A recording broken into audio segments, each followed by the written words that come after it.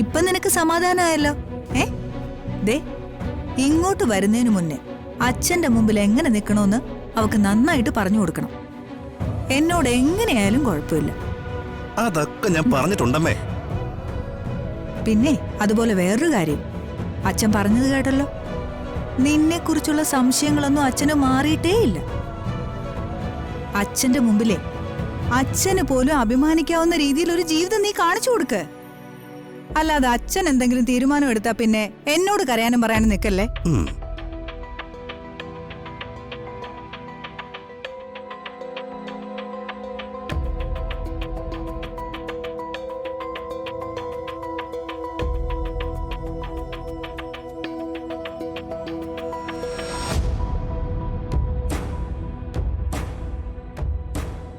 ഹരി, എന്തു പറ്റി? ഒന്നുമില്ലടോ.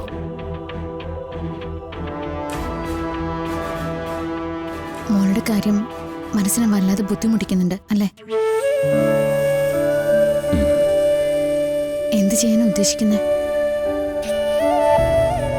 വീണയുടെയും വിപിന്റെയും ഭാഗത്തുനിന്ന് എന്തെങ്കിലും രീതിയിലുള്ള പ്രശ്നങ്ങളൊക്കെ ഉണ്ടാവും. അത് സാരമില്ലടോ. മോളുടെ കാര്യത്തിന് ഞാൻ ഒരുപാട് പ്രശ്നങ്ങൾ ഫേസ് ചെയ്തിട്ടുണ്ട്.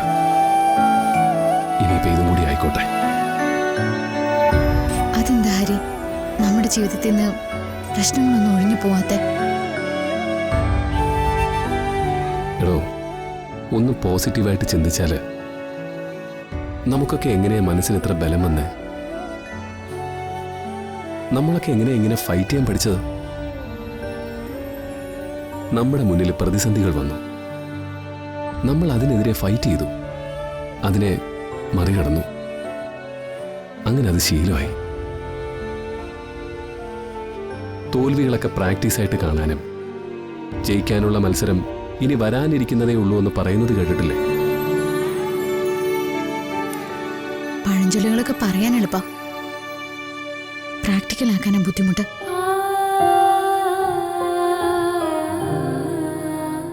പണ്ട് എനിക്കൊരു സങ്കടം വരുമ്പോൾ ഞാൻ അനുഭവിക്കുന്ന ഒരു ടെൻഷനുണ്ട്.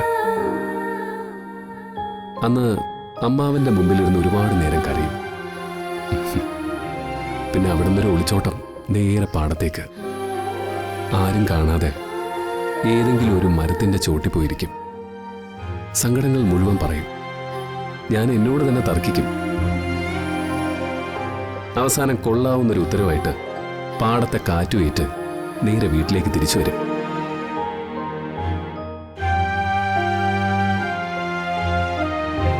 ഇപ്പൊ പിന്നെ അതിന്റെ ആവശ്യമൊന്നുമില്ലല്ലോ. എന്റെ കൂടെ ഒരാളിരിക്കല്ലേ. എന്തെങ്കിലും ഒരു സങ്കടം വന്നാ എനിക്ക് തന്നോട് പറയാമല്ലോ, തന്റെ ഈ കൈയൊന്ന് ചേർത്ത് പിടിക്കാമല്ലോ.